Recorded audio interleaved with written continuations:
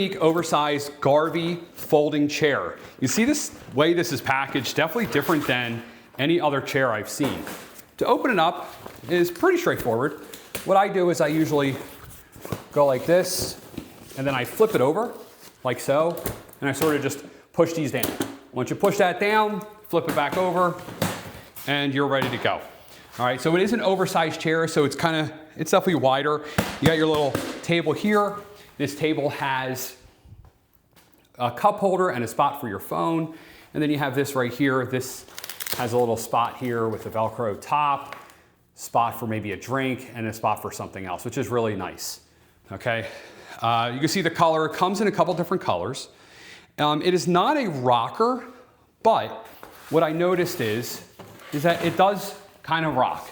I like to kind of rock, and it seems like it's stable enough to do that.